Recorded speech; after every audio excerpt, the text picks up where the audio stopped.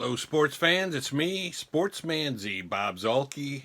Got my Syracuse shirt on today because today I am going to recap where we are so far with my Strat-O-Matic football season, college football season that I am currently playing.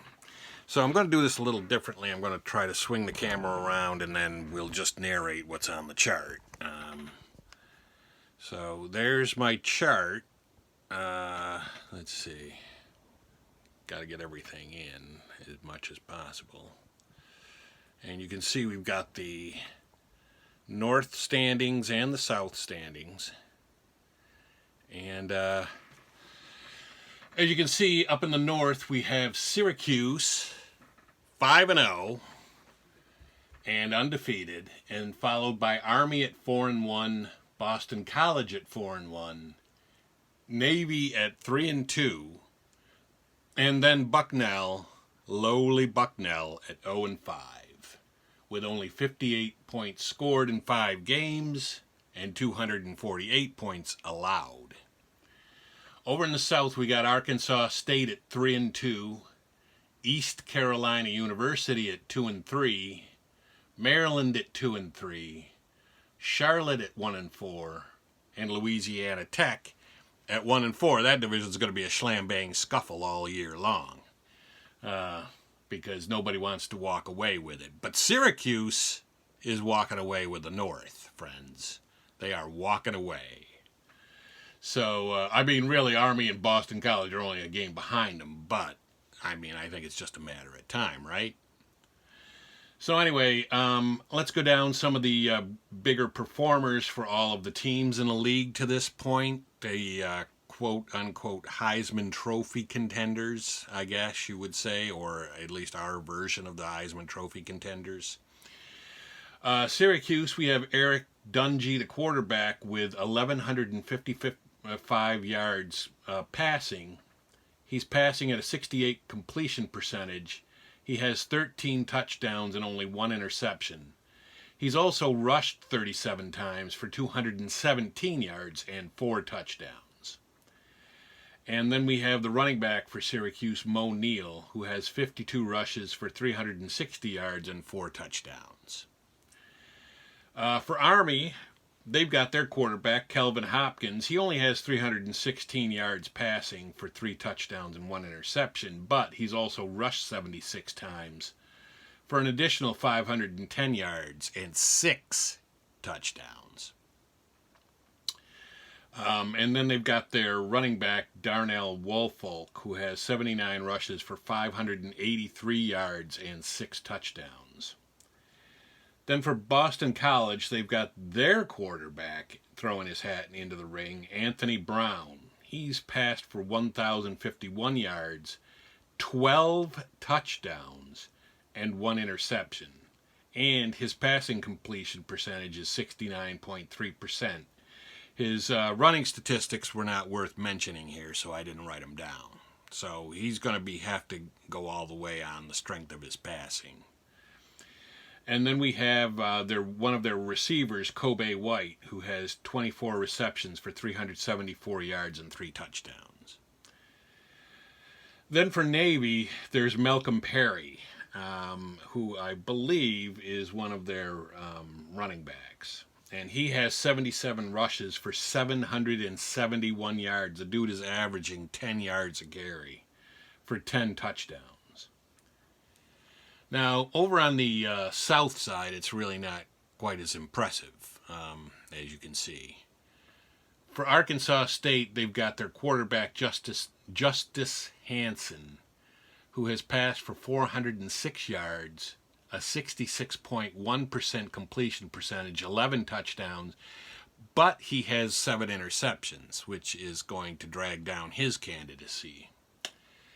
Marcel Murray has 85 rushes for them for 522 yards and 6 touchdowns. And one of their receivers, Kirk Merritt, has 33 receptions for 380 yards and 3 touchdowns. For ECU, we have Holton Allers, who is their quarterback. He's passed for 1,234 yards so far, a 60.1 completion percentage, 10 touchdowns, but kind of like Justice Hansen, the 6 interceptions is kind of high. He's also rushed 61 times for 298 yards and 2 touchdowns, so that'll help his candidacy. And then they have one of their receivers, Blake Prohl, who's caught 21 passes for 240 yards and 4 touchdowns. Then Maryland, their only real candidate, guy who's only got the only real chance is one of their running backs, Anthony McFarland, who's rushed 70 times for 529 yards and 3 touchdowns. For Charlotte, they've got 2 candidates, 1 and 9. I realize we're getting down to where you can't really see because it's being blocked, but they've got Benny LeMay with 81 rushes for 460 yards and 4 touchdowns. And then they have one of their wide receivers, Victor Tucker, has 21 receptions for 200 yards and 3 touchdowns. For Louisiana Tech, they've got Jacques Darcy with 84 rushes for 496 yards and 3 touchdowns. And then one of their receivers, Teddy Veal, has 31 receptions for 422 yards and 3 touchdowns. So that's where we are right now with the college football. You can see Syracuse is in a very healthy situation. The game I was worried about, and that was a game that was not televised, was the game against Army, and that's Army's only loss, was that Syracuse beat them, and they came back late to win that game. I believe the final score of the game was something like 37-34, something like that. So that was that game was quite a struggle, but Syracuse came out on top and finally won the game. So we are clearly in command in the North, and nobody at all is in command in the South. And the only team on this board is, if you were looking, as I was going through everything, really the only team that doesn't have a chance at all is Bucknell. Because we still have 7 games left. There's still 7 games left in my college football season to get to 12 games. So, but at 0-5, probably Bucknell is the only one that's absolutely eliminated. Even Charlotte and Louisiana Tech, who are each 1-4 at this point, are still only 2 games behind Arkansas State and only 1 game behind East Carolina and Maryland. Syracuse's next game is against Maryland. And as I said, Maryland is 2-3. They've scored 152 points and allowed 171. So their defense is definitely not all that great. And our defense has actually been pretty good. It's third in the, as far as points allowed, it's third in the North. But the North is, there's some stiff competition there. But still, Syracuse has only allowed 126 points, and Boston College has allowed 99, and Army's allowed 96. So, we're right there, kind of in the ballpark.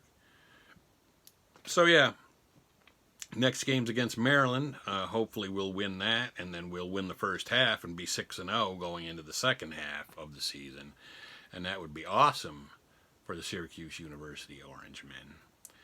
And, and then in the South, I don't know. I guess if I had a preference in the South, I would take Maryland because I live in Maryland right now. But, who knows?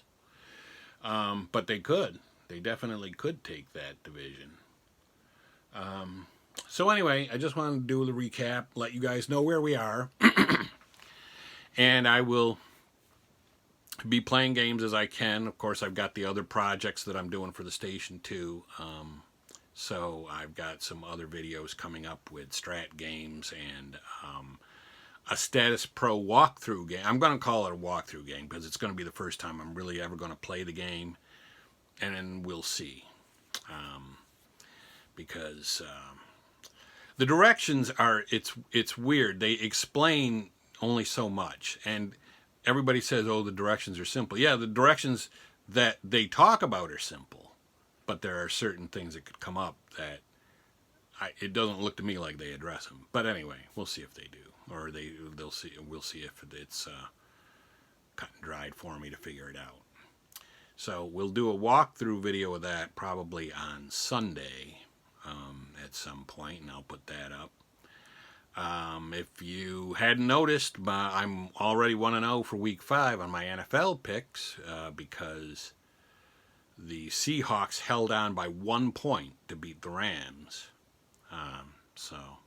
And that was really lucky because I think the Rams missed a field goal that was supposedly makeable.